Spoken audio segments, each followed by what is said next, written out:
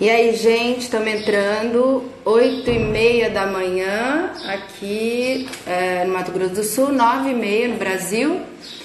Como prometido, estamos entrando com essa live para a gente falar um pouco sobre os bastidores da cobertura lá na Ásia, desse surto que tem impacto global, que é o surto de coronavírus. Parece que as coisas estão um pouco mais controladas, mas ontem ainda o Ministério da Saúde informou que aqui no Brasil ele elevou o nível de preocupação. Foi para um nível 3, que quer dizer emergência em saúde pública. Então eu resolvi aqui, a gente fez um esforço aqui no canal para chamar o Silvio Mori, que é um colega que já trabalhou aqui conosco, que está lá no Japão cobrindo isso. Ele está longe da China. O Japão é uma ilha, como todos sabem, é um arquipélago, né? Mas tem repercussão muito forte. Se aqui no Brasil a gente está vivendo essa repercussão, você deve imaginar que lá um tanto mais. Então o Silvio tem sido frequentemente instado pelos veículos de comunicação aqui do Brasil a trazer esse olhar de brasileiro. Ele é um jornalista brasileiro que mora lá, esse olhar de brasileiro e essa cobertura lá no Japão. Então eu vou chamar o Silvio, o pessoal está entrando aqui na live, eu vou chamar o Silvio assim que eu conseguir. O Silvio está no Japão, já é a terceira vez que ele mora lá no Japão. Ele conhece muito aquela nação, viveu lá adolescente, estudou em escolas japonesas, fala fluentemente, escreve em japonês. Então ele tem, mas esse trabalho que ele tem feito para os veículos locais, os veículos brasileiros, é um trabalho de freelancer. Ele faz um freelancer fixo, se é assim que a gente pode chamar, da TV Cultura. Então ele tem uma relação com São Paulo direta, e também faz outros trabalhos para emissoras de rádio e para sites de notícias, portais de notícia na internet. Ele está de volta ao Japão há cerca de um ano, que vai fazer um ano agora, e ele vai contar um pouco mais desse bastidor. Vamos ver se o Silvio está por aqui. Vamos chamá-lo. Vamos ver se ele entra. Eu estava em contato agora mesmo com ele. Lá no Japão são 9h30 da noite. Ele estava contando que está muito frio. Mas agora ele está em casa. Olha lá, vamos lá. Vamos ver se ele entra. Está fazendo a conexão. Isso. Eba! Deu certo! Que bom, Silvio! Alô, tudo bem? Tudo jóia, que bom conversar com você aqui. Um Eu prazer estava conversar contando, com eu você estava também. contando para o pessoal que você é jornalista brasileiro, nascido, criado, enfim, brasileiro, mas que foi adolescente para o Japão e conhece muito aí da vida dessa nação, não só pela ascendência, mas por vivência mesmo. Você estudou em escolas japonesas adolescente, né, Silvio? Sim, sim, foi logo que eu cheguei aqui. Somando todos os anos que eu morei aqui no Japão, no total são 11 anos. Nossa, então realmente é uma grande experiência. E agora você retornou e já fez algumas coberturas mais positivas, vamos dizer assim, né? Que foi a mudança do. Do imperador, a troca de Eu imperador. queria que você contasse um pouco algumas pautas, não tão graves como essa agora do coronavírus. Eu queria que você contasse um pouco para as pessoas aqui quais já foram as coberturas que você fez nesse um ano que você está de volta aí no Japão. Certo. Bom, a primeira foi a troca do imperador, né, que aconteceu ah, aqui no Japão, né? O imperador Akihito abdicou ao trono para que seu filho Naruhito entrasse e se tornasse o novo imperador. Isso é um fato histórico aqui no Japão. Primeiro, em 200 anos de império, que é o tempo que existe, nunca houve uma troca de imperador que estivesse ainda o soberano estivesse vivo. sempre essa troca aconteceu após a morte do titular, Uma né? troca póstuma, né? Que é porque Exato, é um cargo vitalício, né? exatamente. E desta vez houve essa troca em vida. O antigo imperador abdicou ao trono para o filho, devido à idade, devido também a questões de saúde. Então, houve essa troca num momento histórico. Quando há essa troca de imperador, inicia-se também um novo ano aqui, né? Um novo reinado. Porque aqui no Japão não se conta. Estamos em 2020, mas todos os nossos documentos agora passam a valer como ano 1 da A era partir do da, euro. a partir da Entendeu? posse desse novo imperador. Exatamente. Então, há uma grande mudança nisso tudo, né? É um Apesar dele não. privilégio para um jornalista poder estar aí nesse momento, né, Silvio? Foi uma coisa Exatamente. inesperada para você. Foi totalmente, até perguntaram como que isso tudo aconteceu. Eu falei, eu estava no momento certo, na hora certa, no local certo. Então foi aí que aconteceu, fizemos a cobertura, apesar que eu não consegui o registro dentro da Casa Civil, né? Quem rege as regras do Império, do Imperador aqui, é a Casa Civil. Eu não consegui fazer esse registro. É isso que eu quero que você conte aqui. A gente está querendo contar um pouco sobre como são esses bastidores. O registro seria a autorização para você acessar esse espaço mais restrito para alguns jornalistas, é isso? Exatamente, seria o credenciamento, vamos dizer assim, né?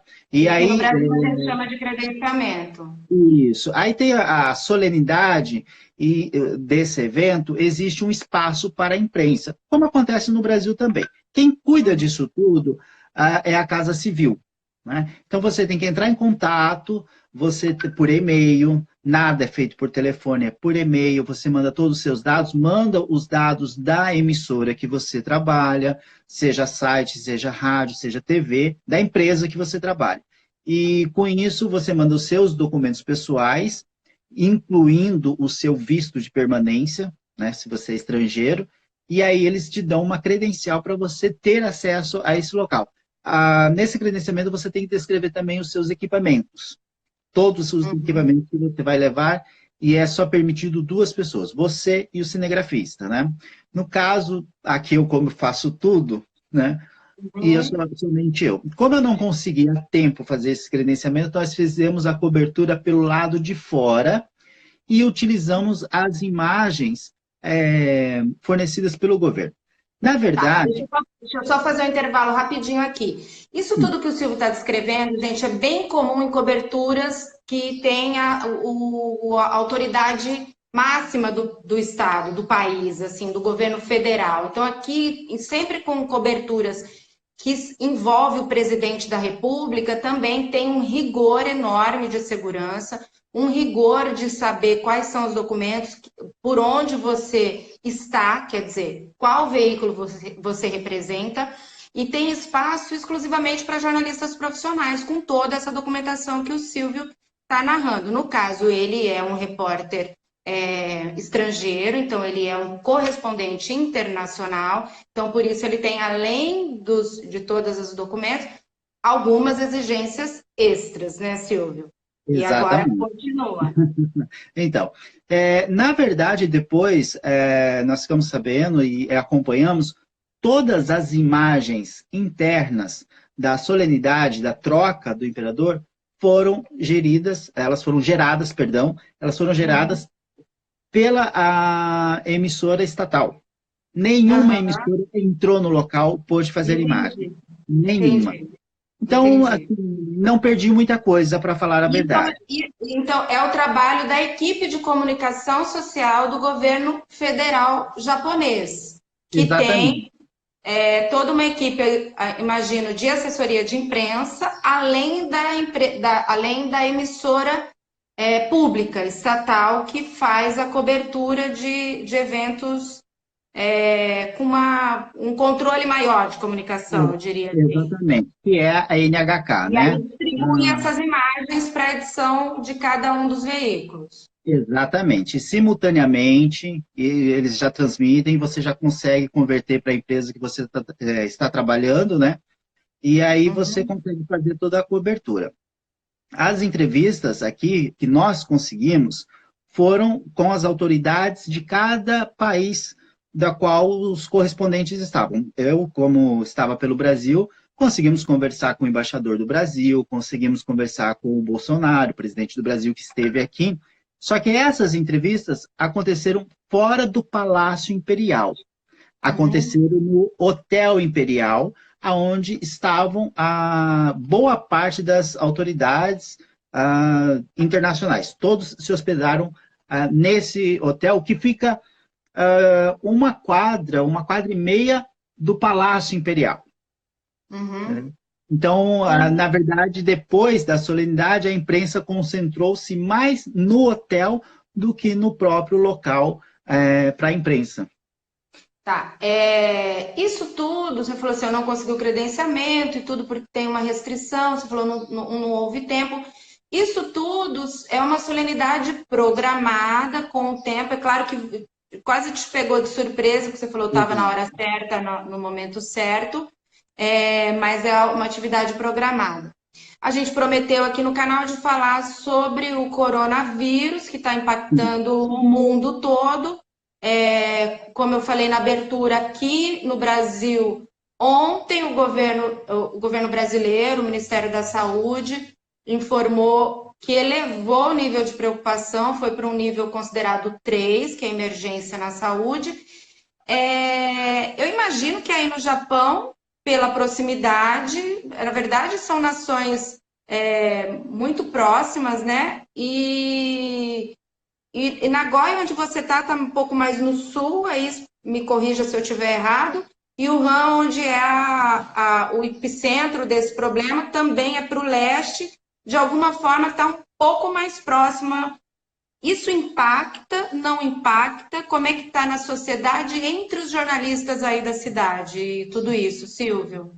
Impacta e muito, e está dando muito trabalho para os jornalistas. O Japão, hoje, a gente estava conferindo as informações, o Japão é o país com maior número de infectados depois da China, entendeu? E Então tem foi muitos confirmado chineses morando no Japão? muito, muito, muito Imagino que chineses aqui, sim. É como a muitos. gente aqui com os países vizinhos, né? Tem muitos paraguaios, Exatamente. muitos bolivianos, argentinos no Brasil todo, né? Exatamente. Aí o que que acontece?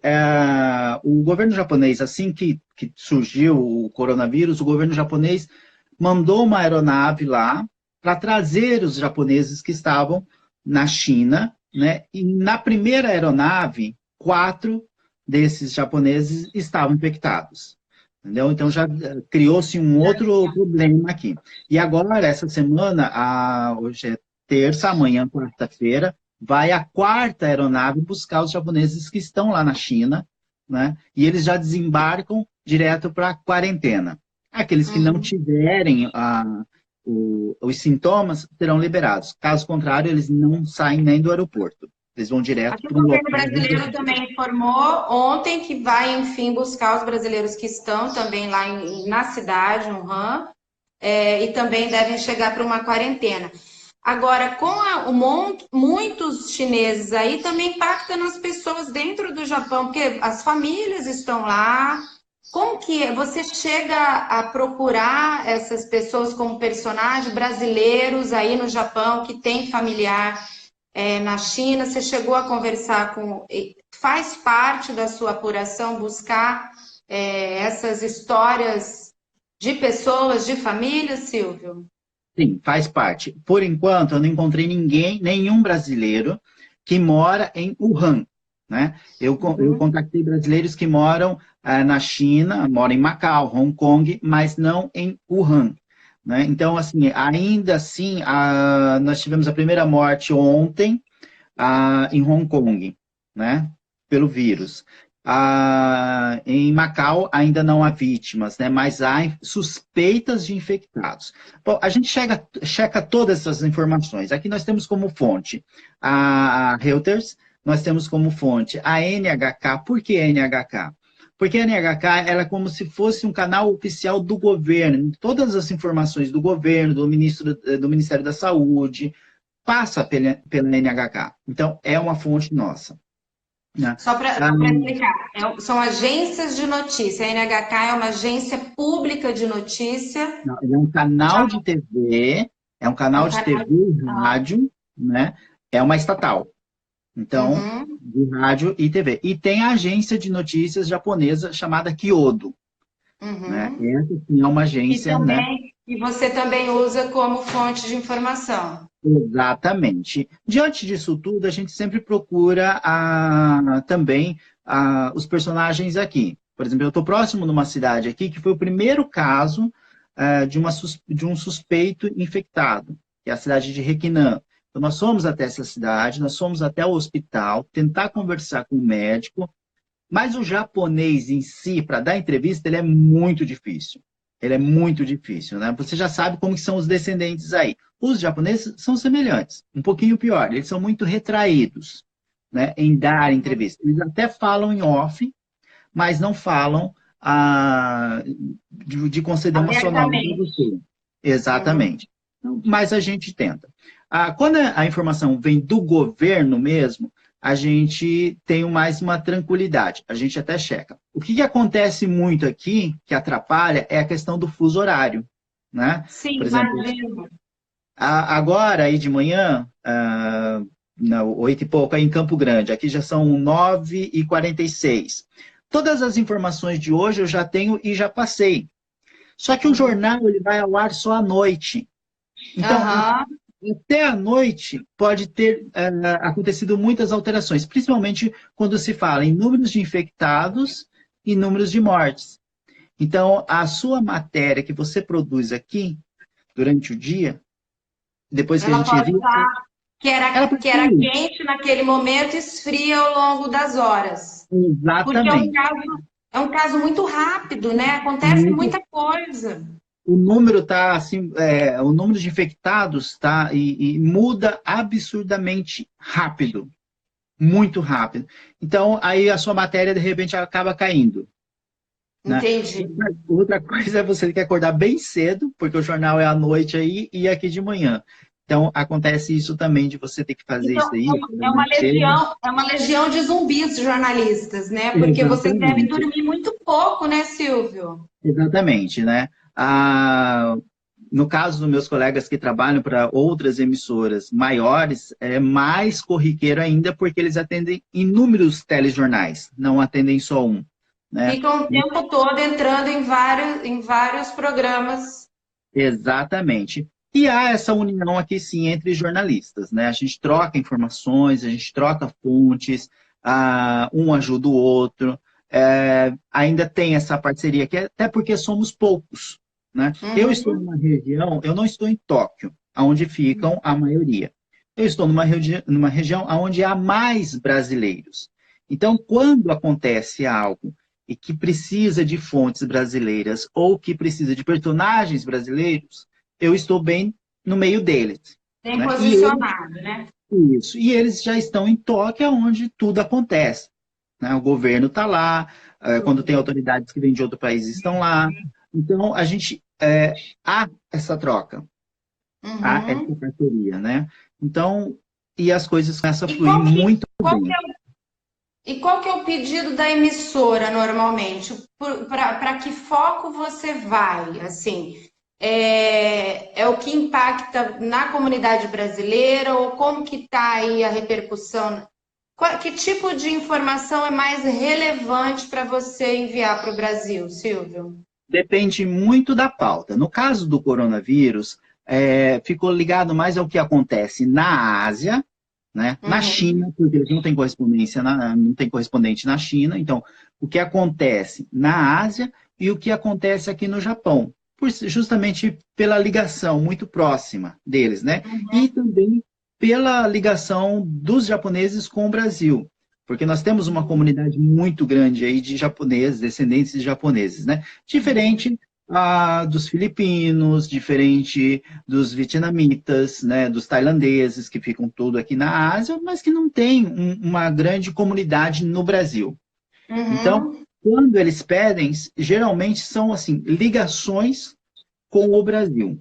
E no caso aqui, a última que eu fiz, a última entrada que eu fiz aqui, foi justamente o que o governo japonês estava fazendo, né, com os chineses que estavam vindo para cá, porque tudo surgiu e aconteceu bem no feriado lunar Foi. na China. E o Aham. principal destino deles, de turismo, é o Japão. É o Uhum. número um, né? Então Então, tinha um trânsito enorme entre o Japão e a China naquele inicinho de ano, que é o lunar. novo ano chinês, né? Exatamente. E aí, o que estava acontecendo? A Coreia do Norte já estavam proibindo de entrar chineses, né? Uma posição que ela tomou e que poderia influenciar os outros países. Se não me engano, teve mais um país, acho que a Filipinas também proibiu que os chineses entrem no seu país. Então, essa decisão poderia influenciar. Então, a gente estava muito atento se o Japão tomaria essa medida ou não, já que aqui era o principal destino deles, né? No dia que eu fiz essa matéria, eu fui até a estação de Nagoya, tinha muitos chineses chegando, muitos mesmo. E também, aí um outro detalhe era a utilização da máscara, né? Por exemplo, na China acabou a máscara, o Japão enviou máscara para eles, né? E o governo estava orientando para que todos usassem a máscara. Né? Uma coisa que me perguntaram muito. Pois não, Lu. Não, pode falar. Uma Pode coisa que falar. uma coisa que me perguntaram muito aqui, por que nós usamos máscara aqui? Né? Então, vou explicar. Primeiro, É porque a aqui. máscara, aí no Japão, a máscara me parece que é uma coisa, faz parte de um cuidado, parece, assim, já com o outro. Em qualquer momento, qualquer pequeno resfriado, a pessoa já Na se verdade, protege para proteger o outro, assim, né? exatamente. Quem está, aqui no Japão, tradicionalmente, quem está resfriado é quem usa máscara. Por quê?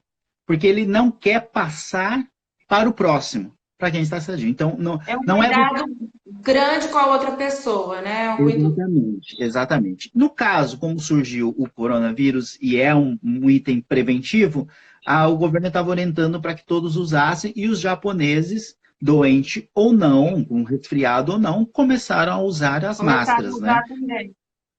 Exatamente. Foi um item que, assim, eu acho que é o item mais vendido do momento. Eu acho assim, para a nossa cultura brasileira, Silvia, impacta muito porque dá a impressão que está todo mundo doente, né? Exatamente. Aqui no Brasil, como nós não temos absolutamente essa cultura de usar uma máscara ou de se proteger de alguma forma, é muito assustadora aquela imagem de todo mundo com máscara. E pelo contrário, as pessoas Exatamente. estão tentando barrar que aquilo se propague, né? Que aquela contaminação continue.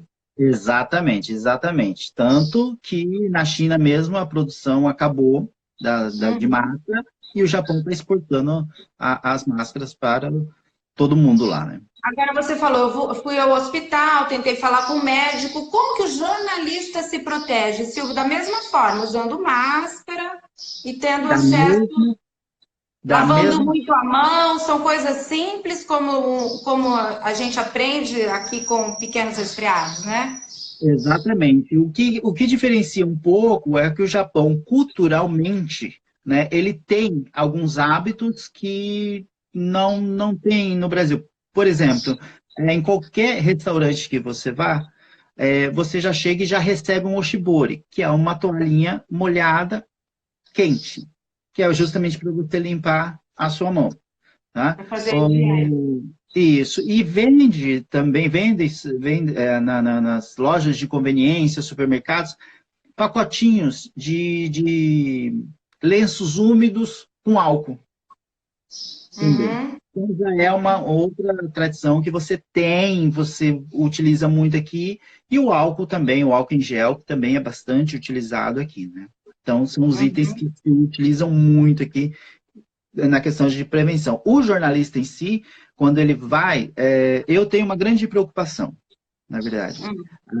Quando você vai entrevistar alguém, seja num simples resfriado ou não, é a questão que nós utilizamos o microfone com uma espuma. Sim. Né? Então, quando Quando eu volto das externas, eu sempre tento passar um álcool spray nessa espuma, porque queira ou não queira, o vírus pode estar ali, Com entendeu? certeza, Então, com certeza. aí eu É uma, acabo tendo esse cuidado também. é uma atenção maior, né, com isso, né? Silvia, Bastante, agora qual bastante. que é a expectativa da cobertura? O que agora você está aí de noite, amanhã você já tem alguma coisa agendada? Não tem? Deu uma acalmada por esses dias? Como que tá? Por enquanto, deu uma acalmada. A gente só está acompanhando os números mesmo, que sobe todos os dias. O número de infectados, o número de mortes, né, que vem subindo. Então, a gente está acompanhando essa parte. Surgiu agora a notícia de que na Tailândia, um médico utilizou de alguns remédios e que eliminou o vírus. Só que a gente está Uhum. tendo a confirmação, né, de que realmente esse remédio funcionou. Por enquanto, Uhum. houve uma divulgação nesse sentido, mas ainda não há uma confirmação cientificamente de que realmente eliminaram o vírus, né? Então, a Entendi. gente Ô, está Silvia, cuidando disso. eu queria que você tratasse um pouco assim sobre as mentiras, né? As fake news e a coisa da internet que espalha muita coisa equivocada e mentirosa mesmo às vezes.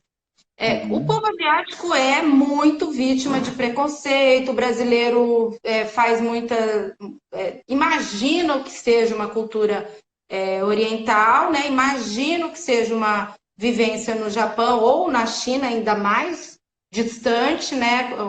E Uhum. aí falou-se de sopa como é que é? De Perfeito. morcego, começou a querer achar um monte de culpa na cultura chinesa em relação a esse vírus. Como que é o trabalho do jornalista para esclarecer e reduzir esse olhar preconceituoso que às vezes o mundo todo tem em relação a uma comunidade? É bem difícil. Porque você sabe que É, tratar é preconceito, seja real, qual né? seja, é real, é real. Qualquer preconceito, você acha que é muito difícil de você tratar, mas você tenta. No meu caso, eu tento conversar com os chineses e busco conhecer ainda mais a cultura deles para saber realmente se é verdade ou não, né? Você falou da sopa do morcego. A sopa de morcego existe, é Existe, verdadeira. mas é uma iguaria num canto da China, me parece, que não é algo assim como. Exatamente. Agora você pensa um país como a China, que ele é super populoso e que existe, eu não sei te falar em porcentagem, mas mais de 100 milhões ah, abaixo da miséria. Uhum, Então, o que que sobrou para eles? Culturalmente, conversando, eu trabalho com os chineses, né? Culturalmente, o que que eles falaram? A, a parte mais pobre da China, né, começou sim se alimentar de animais silvestres. E isso Ah, daí então virou. existe uma camada mesmo da população, existe uma camada essa mais pobre, que é muita gente, já porque tudo é muita Sim, gente na China, né? Existe sim, realmente uma camada que consome animais silvestres, entre eles o morcego também. consome e nós verificamos no mercado onde foi que se deu início o vírus, realmente é um mercado onde se vende esses animais silvestres. Cobra, morcego, enfim, é ali mesmo que acontece, né? Que vendem mesmo. Devido a isso, se tornou uma coisa cultural entre os chineses se alimentar Uhum. desses animais silvestres, né? Agora, não é uma coisa como se espalham muito, né? Então tem que E se também ter cuidado. não tem nada que realmente confirme de que esse vírus tenha vindo desse costume, dessa conduta. Na Ou já. verdade, não, na verdade, houve nós verificamos aqui, até divulgamos isso, teve uma pesquisa da Universidade de Pequim e da Universidade de Wuhan, que concluíram que o vírus, o coronavírus, que já existe, só que este é mais forte, ele como que eu posso dizer? Ele se fixou na Mutação? cobra. Hã? Se fixou na cobra. Aham, ah, na cobra. Isso. E a partir daí que houve a disseminação, entendeu? Porque tem consumo de cobra também. Tem consumo de cobra na China, tem, que é a cobra Uhum, chinesa, conhecida como cobra chinesa, que é o consumo deles, né? Aí, agora, você falou muito na questão da Ásia, dos chineses, é que as pessoas acham uhum, que por ser da China, toda a Ásia também consome. Não, isso não acontece. Aqui no Japão não se come morcego e também não se come cobra, entendeu? uhum. Então, aí acabam confundindo tudo, misturando tudo, como se fosse tudo uma coisa só. E não é, entendeu? Ah, Porque são naturezas distintas, né? São colonizações distintas, enfim, cada um tem a sua história de desenvolvimento, então realmente as culturas são bem diferentes, né? Em todos os totalmente, países. totalmente, bastante diferente. Mas a gente procura checar tudo isso. Como essa pesquisa ela foi publicada num jornal científico da China, né? E houve a divulgação por essas agências que eu já mencionei, inclusive pela estatal do governo, então há uma confiabilidade nas informações, né? Uhum, Então uma a fonte gente chegou confiável. exatamente. Então isso é uma coisa que a gente repassou também. Tá bom. Então, agora esses dias de coronavírus são coberturas mais difíceis, eu imagino, né, Silvio, Bastante. do que a transmissão aí do imperador, né? Mas eu que bom que os colegas se ajudam, né? E eu acho que é importante realmente do jornalista é poder reduzir esse olhar preconceituoso e a desinformação. A internet é tão boa, né? Nós estamos aqui conseguindo conversar, acessa tanta coisa, mas muitas vezes as pessoas acabam repercutindo informações que não são corretas e Exato. agravam o preconceito, né? E aí isso Com certeza. provoca um sofrimento maior ainda, né, Silvio? Com certeza, muito, muito. A gente percebe isso porque, como eu disse, eu trabalho com chineses, né? E você percebe até mesmo a alteração no olhar, quando fala aquele é chinês, porque surgiu lá. Então você vê a mudança no olhar da pessoa. Então isso é muito, muito difícil e doloroso também, né? Porque a gente não pode generalizar, né? Por mais que tenha acontecido lá, muitos chineses que estão aqui no Japão estão aqui há muito tempo, né? Não é Aqui só no Brasil também tem uma comunidade chinesa cada vez maior, né? Na tem verdade, Campo é Grande tanto também, né? chinês que acho que eles estão no mundo todo, e aqui no Brasil também. Exato. E com famílias lá vivendo essa realidade, esse cotidiano de medo, né? Apesar de Uhum. que eu tenho a impressão de que tem um vírus não tão agressivo quanto já foram outros surtos.